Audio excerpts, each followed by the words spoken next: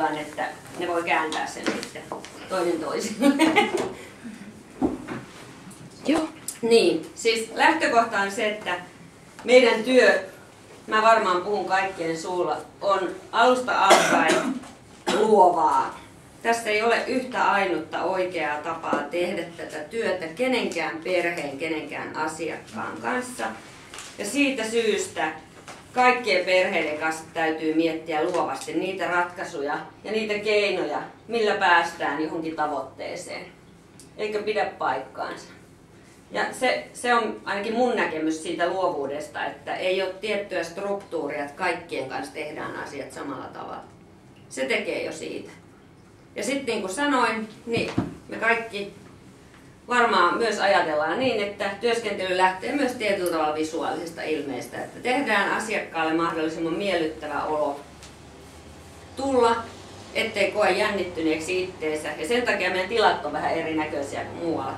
Esimerkiksi tämä neuvottelutila ja perhetapaamishuone niin ei ole kyllä ollenkaan perinteinen. Mutta lähtökohta on se, että tämä on luovaa työtä kaikkinensa.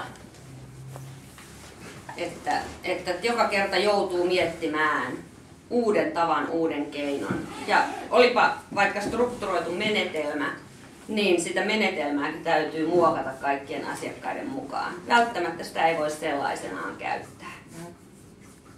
Mutta jos me kerrotaan vähän, että mitä täällä yleensäkin tehdään, niin tämähän on lastensuojelua. Me ei kukaan edes tiedetty, mitä on englanniksi välimaaston palvelut. Eli tämä ei ole niin kuin, ennaltaehkäisevää, tai tämä on osittain ennaltaehkäisevää työtä, tämä on osittain tukevaa, mutta tällä pyritään niin kuin välttämään pitkäaikaiset laitossijoitukset ja sen takia tätä sanotaan välimaaston palveluiksi. Periaatteessa lastensuojelullisia tarpeita on, mutta näillä meidän toimenpiteillä ja työllä pyritään välttämään, ettei pitkiä sijoituksia tulisi.